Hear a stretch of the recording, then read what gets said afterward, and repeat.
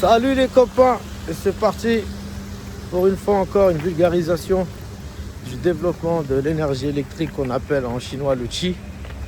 Je vais essayer de vulgariser au maximum parce que j'avoue le latin ici est utilisé à bon escient en médecine, mais pour embrouiller la populace qui n'y comprend rien, voire du grec, alors que si l'étymologie était mise à jour et au clair, tout le monde comprendrait. Voilà, laissez-moi donc vous parler du qi et ce dont on parle dans les arts martiaux chinois, ce fameux qi, parce qu'il y a plusieurs types de qi. Donc si on parle du Huotian qi, Yuan qi c'est tout simplement l'ADN, c'est tout simplement ce que tu as à la naissance, ce que tu as reçu, on n'est pas tous égaux. Huotian qi c'est ce que après, le lendemain de ta naissance, ce que tu vas ingurgiter, ta bouffe, tes protéines, tes lipides, etc., tes nutriments qui vont faire que tu es en bonne santé. Après, on parle du Krong Qi. Krong Qi, c'est tout simplement, Krong, c'est le vide, Krong Qi, c'est l'air en gros, c'est l'oxygène, c'est ce que tu inhales. Donc, ce que tu inhales, ce que tu manges, ce que tu bois et ton ADN, voilà. Mais bien sûr, dans les arts martiaux, on ne parle pas de celui-ci. On parle du Qi dont j'ai parlé, du Qi qui se trouve à l'intérieur du corps, qu'on peut développer, outre le fait de s'alimenter. Bien évidemment, c'est super important. On le verra dans un autre volet. Par exemple, si je parle des ions, si on parle des ions, par exemple Na+, K+, et Ca2+, sodium, calcium et potassium, qui vont permettre une meilleure innervation des neurones moteurs, ce qui vont faire que l'énergie électrique va passer encore plus rapidement entre ton cerveau et tes muscles et ton mouvement, ce qui va faire que ça va être de plus en plus fort et rapide. C'est pour ça que dans le tai chi, on travaille des mouvements lents avec une stimulation électrique, neuroélectrique qui passe par ces neurones. Voilà, justement aujourd'hui, l'objet de la capsule de cette vidéo, de ce dernier volet, c'est sur les neurones, parce que les gens ils parlent à bon ou à mauvais escient des fascias, mais si tu parles des fascias sans parler des neurones, le fascia c'est faux, il ne bouge pas tout seul. Ce qui donne l'impression qu'il donne tout seul un mouvement, c'est que tout simplement tu respires. Donc avec les poumons, tu as ce mouvement-là qui fait qu'à l'intérieur, le liquide, ici au microscope, on voit par rapport à la sensation, l'impression que ça bouge pour des gens qui ont une acuité kinésique extrêmement affine. D'accord? Donc ça veut dire que si tu as une perception intrinsèque, donc de toi-même, interne, très très fine, tu peux peut-être ressentir un petit mouvement interne, d'accord? Et tu as l'impression que tes fascias ils bougent, mais en fait ils ne bougent pas tout seul. C'est tout simplement le fait de respirer ce mouvement, ou voire même les battements de ton cœur. Mais non, on ne parle pas de ça.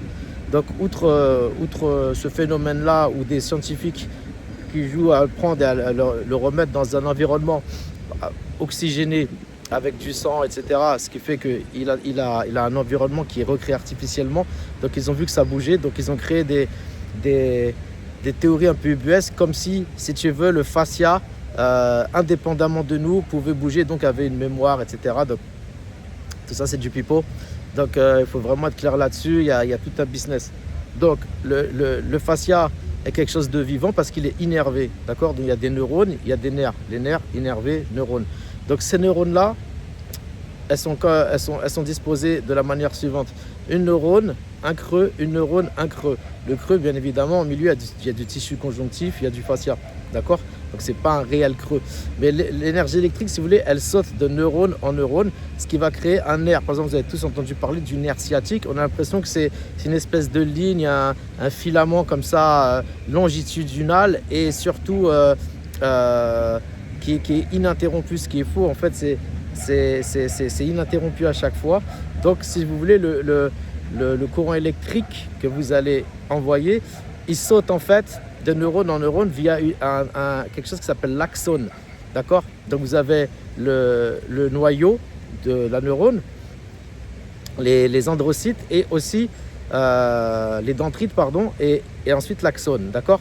L'axone, ce qui va passer autour de l'axone, c'est ce fameux faisceau électrique qui va sauter, d'accord, de neurone en neurone, et qui va traverser l'axone. L'axone, malheureusement, on en a tous un à la naissance, et l'ADN va faire qu'il est plus ou moins gros, et en fonction de son diamètre, si je puis dire, il va permettre une meilleure conduction un meilleur passage. Donc ça, c'est ce que tu as à la naissance, c'est ton yuan chi.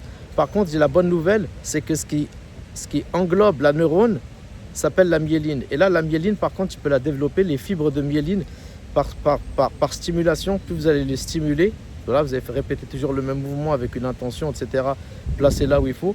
Plus vous allez le stimuler. Ce qui va se passer, c'est que vous allez développer, il y aura des lipides et des graisses et des protéines qui vont venir ici créer des fibres.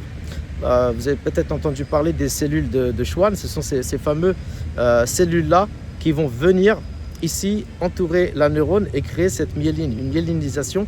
Cette myélinisation va faire que le courant électrique, la conduction va être de plus en plus rapide et de plus en plus forte. Et ça, la bonne nouvelle, c'est que vous pouvez le travailler à tout âge. D'accord?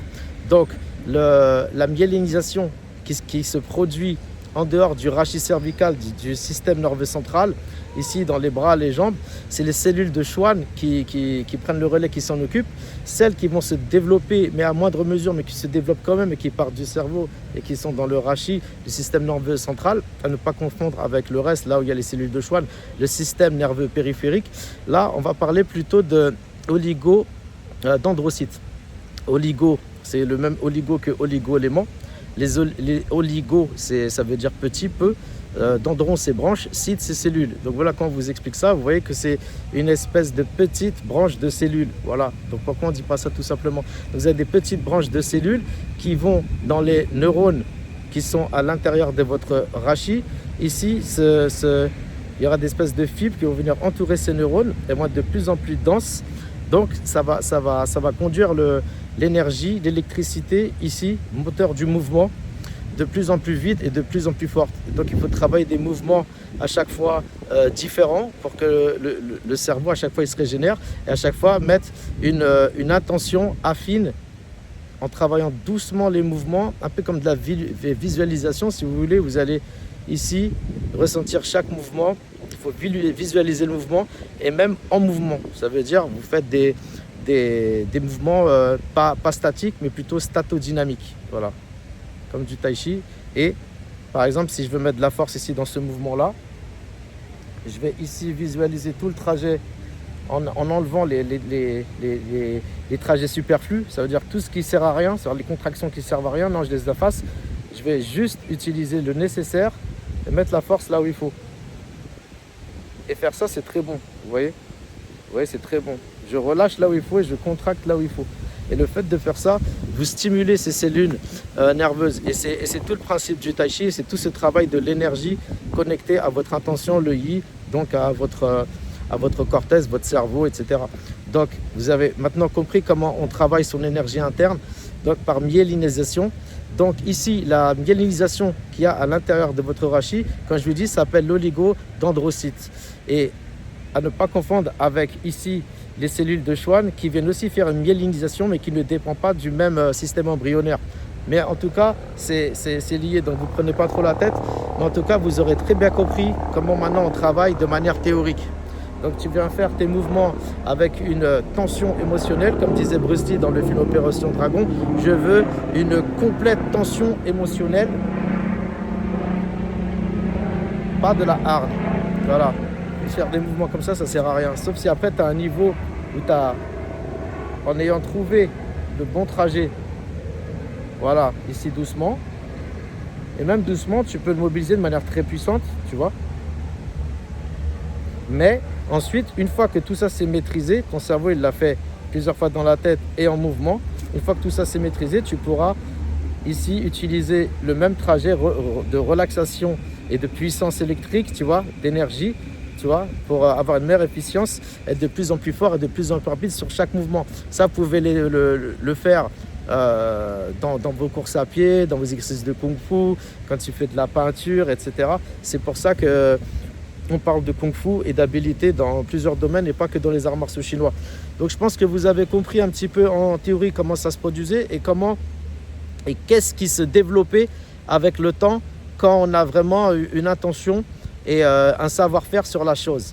Donc moi j'ai posé maintenant une vulgarisation avec des termes scientifiques parce qu'ici en Occident on a besoin de ça Et même si on est en réalité très en retard, parce que ce que je vous dis là, c'était pas expliqué de cette manière-là, mais ça a été déjà établi à l'époque, déjà bien avant, puisque ça a été formaté, formalisé et écrit, comme je l'ai cité dans le livre Huang Ti les traités de médecine chinoise de l'empereur jaune, déjà, donc il y a des milliers d'années.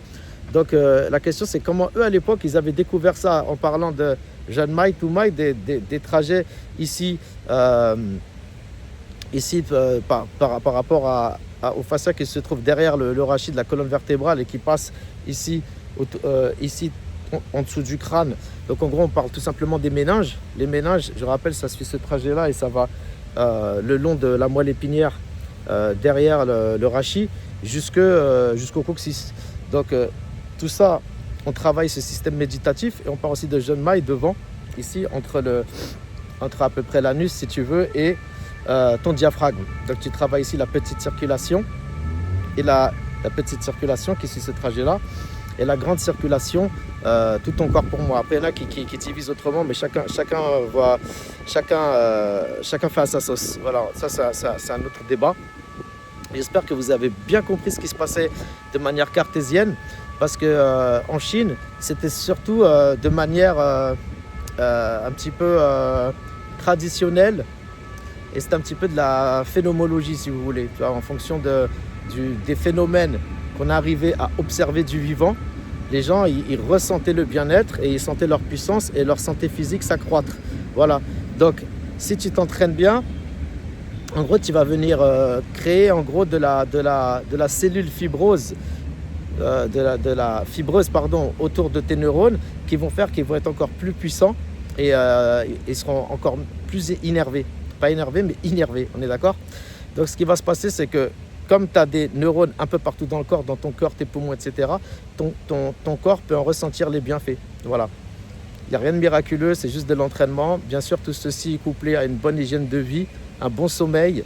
D'ailleurs, ça contribue parce que ça fait un peu ping-pong. C'est-à-dire que quand tu prends soin de ta santé et tu en as conscience, ça joue sur le reste. Si tu manges bien, tu t'alimentes bien et que tu portes attention sur la bonne façon de pratiquer, ta santé, elle va forcément s'améliorer de facto.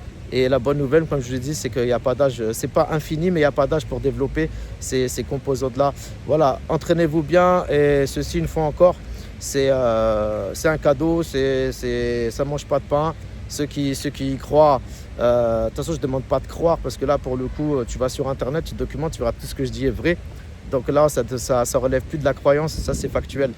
Petite dédicace à mon ami Alain Sadoun, voilà, parce que je sais qu'il supporte le travail.